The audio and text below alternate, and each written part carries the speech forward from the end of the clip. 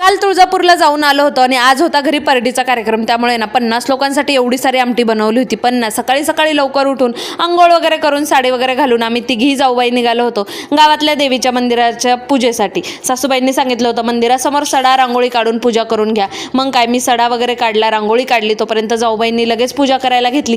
मी ही पूजा वगैरे केली आणि नंतर आम्ही घरी आलो. घरी आल्याच ना आम्ही स्वयंपाक करून घेतला. मी चपात्या बनवल्या आणि जाऊबाईंनी भाजी बनवली. हा होता थोडासा स्वयंपाक. सर्वात मोठा स्वयंपाक तर नंतर बनवायचा होता ना. नंतर संध्याकाळी येणाऱ्या लोकांसाठी आम्हाला बनवायची होती आमटी, जे की ना 50 ते 60 लोकांसाठी होती. आणि आमटीचं नियोजन ना माझ्याकडे आणि मोठ्या जाऊबाईंकडे दिलं होतं. मग आम्ही आमच्या पद्धतीने ना छान अशी आमटी बनवून घेतली होती. आणि तुम्ही बघू शकता आमटीवर कशी तरी आलेली मस्त. आमटीसोबत वड्या पण खायला होत्या. त्या वड्या ना आम्हाला काही बनवता येत नव्हत्या, त्यामुळे ना आमच्या सगळ्या सासूबाईंनी त्या वड्या बनवल्या. आणि आमटीसोबत खाणाऱ्या ज्या भाकरी होत्या त्यांना गावातल्या सर्व महिला मंडळींनी बनवलं होतं.